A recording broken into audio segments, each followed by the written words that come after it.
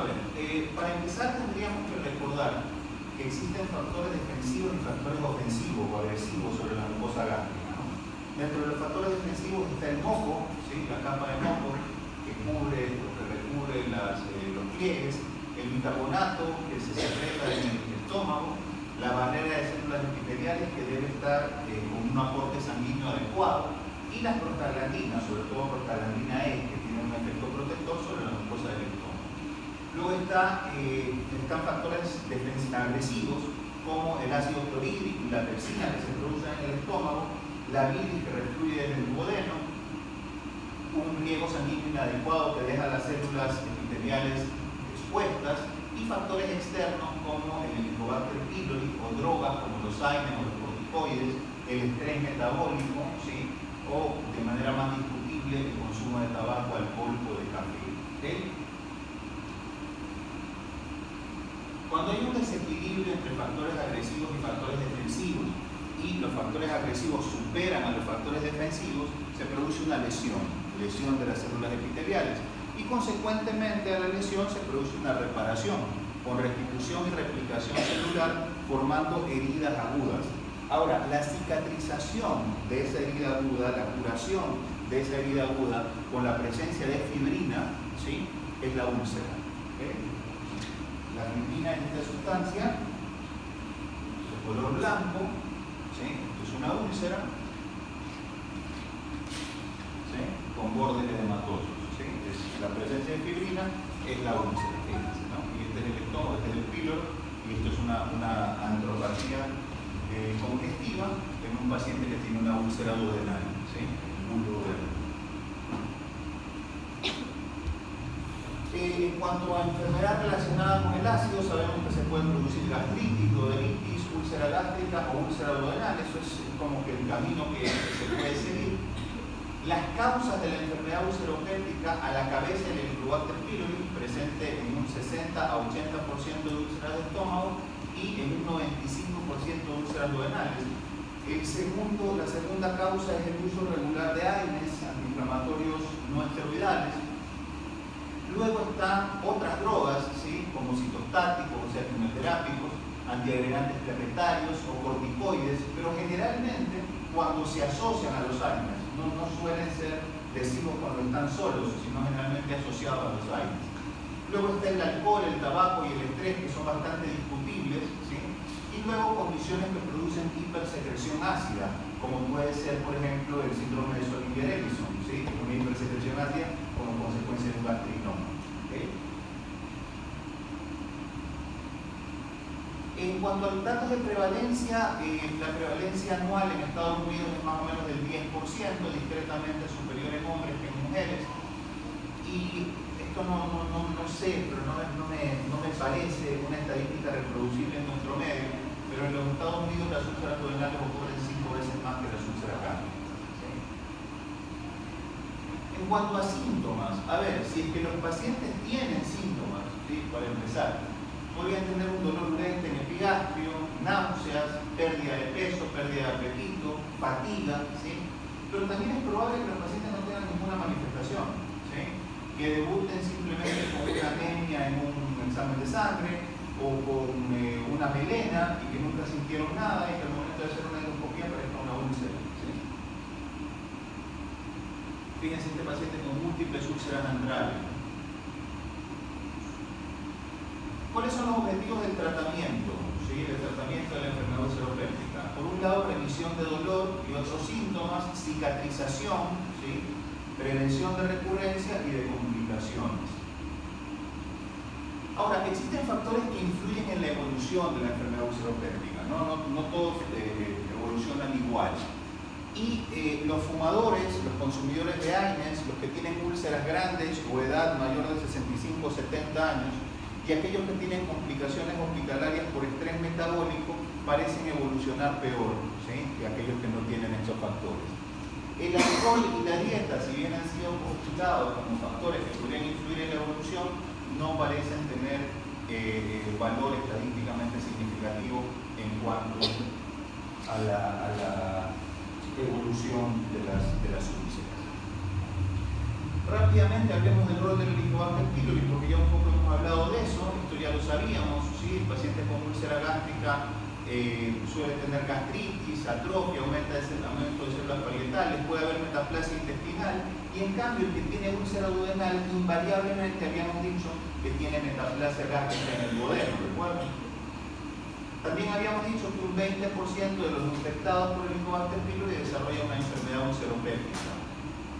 Habíamos hablado del tratamiento, ¿sí? Con inhibidores de bomba de protones y antibióticos, ¿sí? Y veamos la influencia del tratamiento de erradicación sobre la cicatrización de la úlcera. Fíjense aquí, diferencias estadísticamente significativas en cuanto a tasa de cicatrización cercana o alrededor del 90% en aquellos pacientes erradicados, tanto en úlcera duodenal como en úlcera gástrica, diferencia estadísticamente significativa en aquellos pacientes que tienen Helicobacter pylori persistente, que no llegan al 80%. Fíjense, este es el trabajo de Hopkins que les mostré hace un momento, erradicación y recurrencia, sumamente evidente es el gráfico, ¿sí? Y en pacientes no erradicados la recurrencia es superior que en los erradicados. En cuanto a úlcera duodenal ocurre lo mismo, fíjense, en pacientes con Helicobacter pylori negativos, la remisión se mantiene por encima del 90%, y en cambio, en pacientes con Helicobacter pylori positivo, los índices de remisión son bastante más bajos, ¿sí? Entre un 25 y un 58%. En cuanto a resangrado, se observa la misma tendencia. Aquellos pacientes que mantienen Helicobacter pylori tienen un riesgo mayor de resangrado, y aquellos que tienen Helicobacter pylori negativo casi eliminan, ¿sí? La tasa de resangrado. Entonces sabemos que la presencia de Helicobacter pylori, o sea, más allá de que causan una úlcera, si se mantiene el Helicobacter pylori, la evolución de la úlcera va a ser peor, porque la recurrencia va a ser mayor, el resangrado va a ser mayor y la cicatrización va a ser menor. ¿Okay? ¿Cuáles serían las causas de falla de tratamiento de Helicobacter pylori? Bueno, por un lado la resistencia a antibióticos, ¿sí?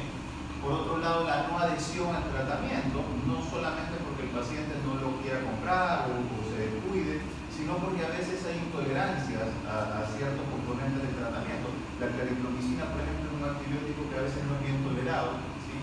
Un esquema inadecuado, ¿sí?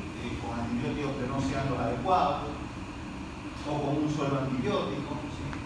El consumo de tabaco y el área geográfica por las cosas que hemos hablado, ¿no? Resistencias, prevalencias, etc. Ahora, hablemos de la enfermedad ulceropéptica Helicobacter pylori negativa, ¿okay? Y esto es un subgrupo de pacientes que se ha incrementado exponencialmente, ¿no? Fíjense, en el año 95 hablábamos de un 13% de enfermedad ulceropéptica Helicobacter pylori negativa, y hacia el año 2000 esa cifra ha subido hacia un 33%, ¿no? que son cifras que se mantienen. ¿Por qué esto? ¿No? Por un lado, por el uso de AINES, ¿sí? El riesgo de úlceras en pacientes que usan AINES se incrementa 3 a 5 veces. Pero por otro lado también, por cambios de prevalencia de Helicobacter pylori en la población en general, por una erradicación indiscriminada, ¿sí? Falsos resultados, falsos negativos de los métodos diagnósticos, y eso es algo que no se ve con tanta rareza, digamos, ¿no? Es común ver que el paciente es positivo con un método, negativo con otro, ¿sí? A veces también la terapia antibiótica o antisecretora previa puede maquillar y hacer un falso negativo, o condiciones de hipersecreción ácida, ¿no? Como habíamos dicho, el Solinger.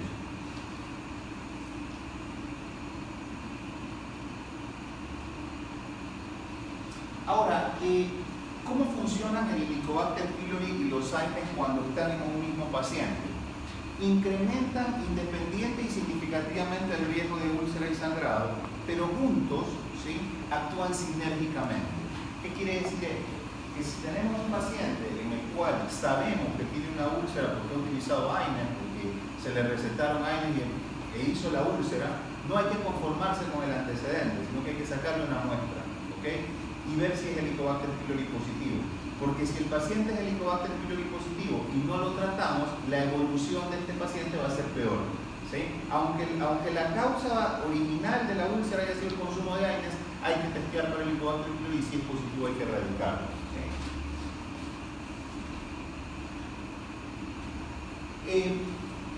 ¿Qué hacemos en cambio en aquellos pacientes que, del lado contrario, aquellos que no tienen Helicobacter pylori y que no consumen AINES? Bueno, lo primero es hacer pruebas sanguíneas para descartar una enfermedad de Zollinger Ellison, ¿sí? Una vez que se descarta el Zollinger Ellison con una gastrina sérica, ¿sí? Lo que se debe hacer es mantener un tratamiento empírico con inhibidores de bomba de protones. ¿Sí? No tenemos que hacer tratamiento de erradicación, mantenemos un tratamiento empírico con inhibidores de bomba de protones. Hablemos ahora concretamente de la enfermedad ulceropéptica inducida por AINES. Los AINES son la droga de mayor prescripción en el mundo por múltiples indicaciones. 1 de cada 7 personas toman AINES diariamente.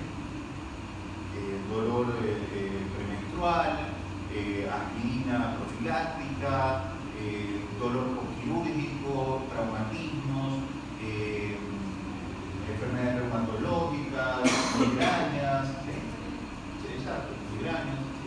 múltiples potenciales causas.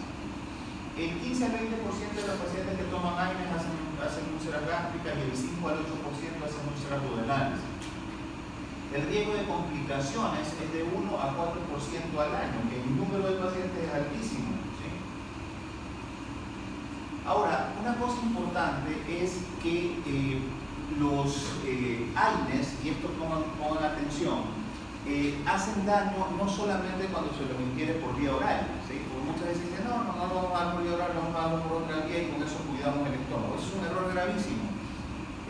Por vía oral, los AINES generan atrapamiento mucoso de iones con retrodifusión de iones hidrógenos que son sustratos para formación de ácido y aparecen úlceras. Pero por vía sistémica, es decir, cuando se absorbió lo que se usó por vía oral, cuando se usó por vía intramuscular, cuando se usó por vía intravenosa, cuando se usó por vía sublingual, producen depresión de prostaglandinas. Habíamos hablado en la primera diapositiva que las prostaglandinas son un mecanismo defensivo de la mucosa gástrica. Y esto altera los mecanismos defensivos y reparadores y genera úlceras. Entonces, tanto utilizado por vía oral como por vía endovenosa o por vía intramuscular o por la vía que sea, los AINES son potencialmente gastrolesivos. ¿Okay? Fíjense acá, por ejemplo, prostaglandinas, todo bien, vienen los AINES, ¿sí? Disminuye el espesor de la capa de moco, disminuye la secreción de bicarbonato, las células epiteliales quedan expuestas con un riego sanguíneo más débil, ¿sí? Y el ácido y la pepsina actúan, igual en el Helicobacter pylori, sobre esa mucosa produciendo úlceras, ¿no? Fíjense acá úlceras con fondo de fibrina, acá úlceras con vaso visible, fondo de fibrina nuevamente, esa es una úlcera duodenal con fondo de fibrina también bastante grande y bastante fea. La prevalencia de úlceras altas, es decir, de estómago y de duodeno, por AINES es del 15 al 31%, mayor en los pacientes que consumen AINES en el estómago que en el duodeno. El riesgo de complicaciones se incrementa 4 veces, el de sangrado 3 veces, el de perforación 6 veces y el de muerte 7,5 veces. ¿Sí? Entonces vemos que no es un juego el tema de los AINES. ¿Okay? En algún momento se ha esbozado que hay AINES menos gastrolesivos que otros, ¿sí? De hecho, hace más o menos 15 o 20 años, no sé con exactitud, la industria farmacéutica revoluciona el mercado con la presentación de inhibidores selectivos de ciclooxigenasa 2. Ustedes saben que los antiinflamatorios no esteroidales actúan, su efecto antiinflamatorio es por la vía de la ciclooxigenasa, pero aparece que no es una sola ciclooxigenasa, sino que es vía de ciclooxigenasa 1 y ciclooxigenasa 2, inclusive ahora se habla de una ciclooxigenasa 3, ¿ok? Pero ¿qué pasa? Se venden los inhibidores selectivos de ciclooxigenasa 2 o inhibidores COX-2, ¿sí? Como fármacos que tienen mínimo o que no tienen gastrolesividad, ¿ok? Estos inhibidores selectivos de COX-2 son los que sus nombres terminan en coxib, generalmente, ¿no? Celecoxib, rofecoxib, que ya salió del mercado, parecoxib, etolicoxib, valdecoxib, ¿sí? Estos son los que aparentemente se venden con un perfil alto de seguridad en relación a lesiones del estómago. Luego aparece, ¿sí? se investiga y se concluye que AINES, como la nimesulida o el meloxicam, que estaban mucho tiempo en el mercado, tenían un efecto preferencial de inhibición de ciclooxigenasa 2. Entonces también parecían ser bastante seguros. Y luego estaban los AINES clásicos, que bien inhibían igual la ciclooxigenasa 1 y la ciclooxigenasa 2, o que peor todavía, inhibían la ciclooxigenasa 1 y no la ciclooxigenasa 2. Y estos eran el naproxeno, el diclofenaco, la aspirina, el ketoprofeno, el ibuprofeno, el piloxicam, AINES de uso cotidiano. Y fíjense lo que ocurre acá, ¿no? Este es un trabajo de investigación, no incluye inhibidores selectivos COX-2, pero fíjense, estos AINES que potencialmente son muy gastrolesivos, ¿sí? Ibuprofeno y diclofenaco, parecían tener riesgo bajo de complicaciones, ¿sí? De úlceras. Riesgo intermedio, naproxeno, indometacina y piloxicam, riesgo alto, ketoprofeno. Yo no quiero decir, ¿sí?, que estos realmente tengan riesgo bajo. Lo que quiero decir es que todos tienen riesgo, ¿me explico? O sea, más allá de que, digamos, tengan mayor o menor injerencia en la inhibición de COX-1 o COX-2, ¿sí? Todos tienen riesgo. Ya vamos a hablar más adelante de específicamente inhibidores selectivos de ciclooxigenasa 2. Ahora, ¿cuáles son los factores de riesgo para complicaciones de las úlceras asociadas a AINES? ¿Sí? En orden decreciente, ¿sí?, desde el mayor hasta el menor, el factor de mayor riesgo es el antecedente de una úlcera complicada. En un paciente que ya ha tenido una úlcera complicada, el riesgo de complicaciones es mayor, ¿sí? Luego, el uso de múltiples AINES, el uso de altas dosis de AINES, la anticoagulación concomitante, el antecedente de una úlcera no complicada, la edad mayor de 70 años y el uso concomitante de esteroides. ¿Okay? Esos son los factores de mayor riesgo de complicaciones de la enfermedad ulceropéptica asociada a AINES. Ya lo vamos a ir desarrollando. Fíjense ahí, por ejemplo, es una úlcera duodenal por AINES. Esa es una úlcera, son úlceras gástricas por AINES, y luego al lado, ¿sí?, en la imagen que se ve más de cerca, se ve que hay una úlcera frente a la otra. No sé si lo notan, ¿sí? Eso se llama, eso antes o todavía, le llaman kissing úlcera, úlcera en beso, porque es como estar la una frente a la otra. A mí particularmente me parece bastante ridículo utilizar esa terminología. Yo prefiero decir, por ejemplo, en imagen especular, por decirlo de alguna manera, pero eso es úlcera en beso, como que no da para decir. Pero bueno, cuestión de gustos. Luego, hablando un poco de lo que veníamos diciendo de los factores de riesgo de complicaciones, fíjense, en cuanto a la edad, el riesgo de hospitalización o muerte es mayor mientras mayor es la edad. 42 por cada 1000 habitantes en mayores de 75 años, comparado con 19 de cada 1000 en 63 a 75 y 3 de cada 1000 en menores de 63. Entonces, mientras mayor edad, más riesgo de complicaciones. Luego está la patología. Habíamos dicho que el factor de mayor riesgo es el antecedente de úlcera complicada, 13,5, comparado con 6,1 de úlceras no complicadas y apenas 2,9 en pacientes que únicamente tuvieron dispersia sin úlceras. ¿Okay? Los hombres parecen tener 2 veces más riesgo que las mujeres de complicaciones. Eso no es claro por qué, ¿sí? De acuerdo a la dosis de AINES, habíamos dicho que mientras mayor era la dosis, mayor es el riesgo. Fíjense, de 3 a 7, ¿sí?, pasando de dosis bajas, medias y altas, ¿sí? Por otro lado, este es un dato bastante interesante. El riesgo de complicaciones parece ser similar en aquellos pacientes que recién están usando AINES, ¿sí?, y en aquellos pacientes que vienen usando AINES por tiempo prolongado. Fíjense ahí, riesgo relativo de 5,7 en pacientes que tienen de 1 a 30 días de usuario y 5,1 en pacientes que tienen de 6 meses a un año. ¿Sí? Lo que sí es claro es que el riesgo relativo cae una vez que son descontinuados los AINES y vuelve al nivel basal a los 2 meses posteriores a la eliminación del fármaco. Ahora, ¿cómo hacemos cuando un paciente tiene una úlcera inducida por AINES, ¿no? O cómo hacemos para prevenir una úlcera en un paciente que va a usar AINES? Bueno, lo ideal, quitar los AINES o sustituirlos con agentes menos tóxicos dejemos en stand-by el tema de los inhibidores selectivos de ciclooxigenasa 2. Luego, fármacos que generan supresión ácida, como los inhibidores de bomba de protones o los bloqueantes H2, y luego protectores de mucosa como el misoprostol, que es un fármaco que habitualmente se utiliza para iniciar actividad uterina, pero que es una prostaglandina, entonces como tal parece ser un factor, un agente defensivo de la mucosa gástrica, ¿no? Veamos un poco la utilización de cada uno de estos fármacos. ¿Sí? Y empecemos viendo las evidencias que tenemos de utilizar inhibidores de bomba de protones contra placebo. ¿Sí? La utilización de inhibidores de bomba de protones reduce la incidencia de úlceras en más del 70%, ¿sí? Contra placebo.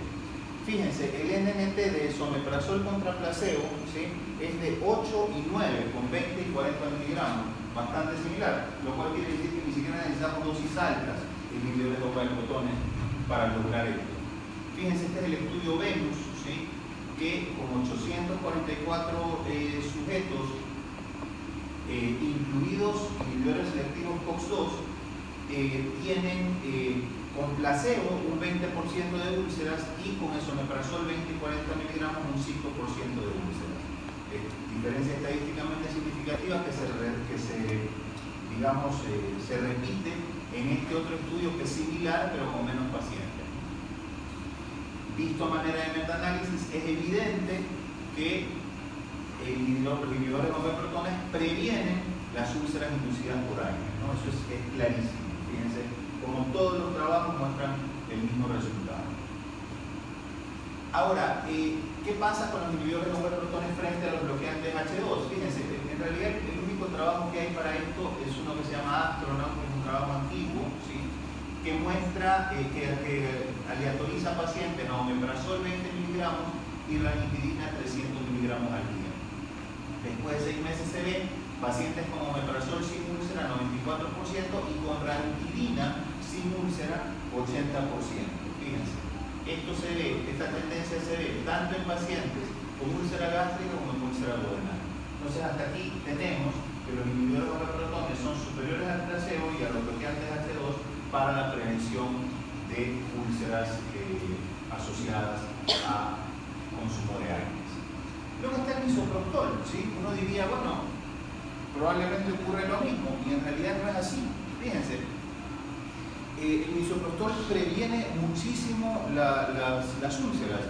Fíjense, después de 6 meses de utilizar, de un tratamiento randomizado a omeprazol o a misoprostol, los pacientes con omeprazol con úlceras son del 15% y los de misoprostol son del 21%. De hecho, el misoprostol parece proteger más a los pacientes de las úlceras gástricas que el omeprazol. Fíjense, la diferencia no es estadísticamente significativa, al menos en estos 3 trabajos, ¿no? Y en ninguno de los 3. Ahora, ¿por qué preferimos entonces el inhibidor de bomba de protones frente al misoprostol? Por los efectos adversos, ¿sí? El misoprostol genera efectos adversos, fundamentalmente diarrea, ¿sí? Superior al inhibidor de bomba de protones, fíjense, diferencia estadísticamente significativa, y estamos hablando de efectos adversos que obligan a abandonar el tratamiento, ¿sí? Entonces, en cambio, cuando comparamos, por ejemplo, misoprostol contra placebo, es evidente que la diferencia es estadísticamente significativa en cuanto a la aparición de diarrea, ¿sí? Y en cambio, cuando comparamos inhibidores de bomba de protones contra placebo, vemos que la diferencia no es estadísticamente significativa en cuanto a la aparición de diarrea. Entonces, hasta aquí tenemos que los inhibidores de bomba de protones son superiores al placebo, superiores a los bloqueantes H2 y similares al misoprostol, pero con menos efectos adversos en cuanto a la prevención de úlceras asociadas con AINES. Ahora, ¿qué hacemos con los inhibidores selectivos de ciclooxigenasa 2? O sea, esto que se vende como una alternativa promisoria, no tendríamos que usar varias drogas sino una sola droga, no tendríamos que prevenir con nada sino que con un solo antiinflamatorio que es más seguro, ¿sí? Entre comillas, solucionamos el problema. Bueno, es que no todo lo que parece es, ¿sí? Y fíjense, hay algunas aristas en relación con esto.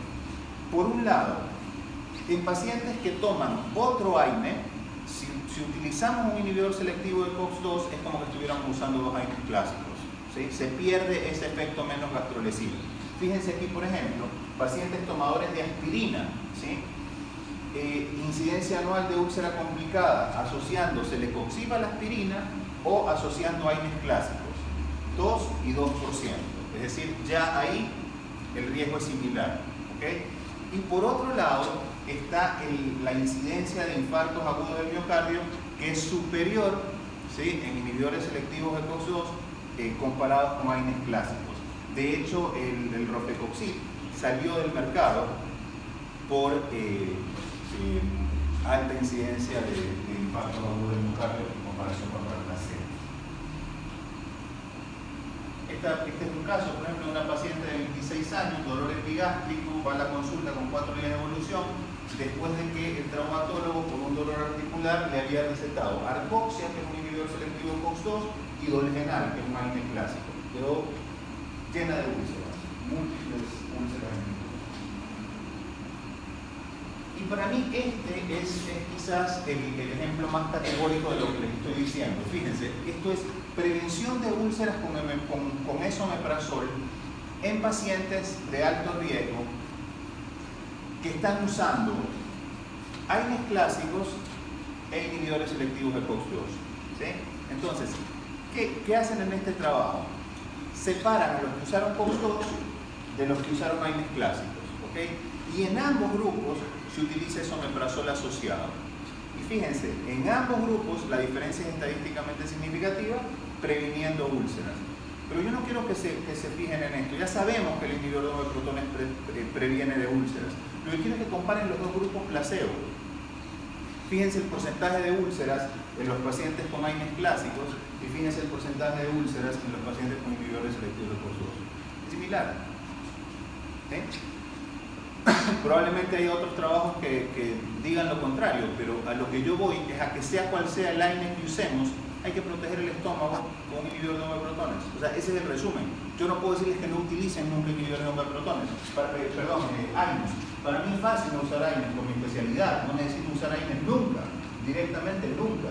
Pero por ahí, si yo hiciera otra especialidad, si Dios no quiera, hubiera decidido yo, por ejemplo, ser traumatólogo, una cosa que hubiera estado con la cabeza, quién sabe entonces, hubiera decidido ser traumatólogo, o cirujano, ¿sí?, o neurólogo, o reumatólogo, o clínico. Va a ser muy difícil trabajar sin utilizar un AINE alguna vez. Y yo no digo que no se utilicen, lo que digo es que hay que cuidar el estómago cuando se utilizan AINEs. Va a haber muchas personas que cuando ustedes les digan eso, les van a contestar: no, pero es que los inhibidores de protones son la peor cosa que hay, porque producen tal cosa, tal otra. Hay como un ensañamiento con los inhibidores de protones y se les ha encontrado múltiples potenciales efectos adversos. Para fines prácticos, los únicos efectos adversos asociados a los inhibidores de protones y a largo plazo son la aparición de pólipos de glándulas fúngicas en el estómago, que no tienen ningún tipo de implicación ni de riesgo en nada, y la aparición de osteopenia en algunos pacientes utilizados después de muchos años.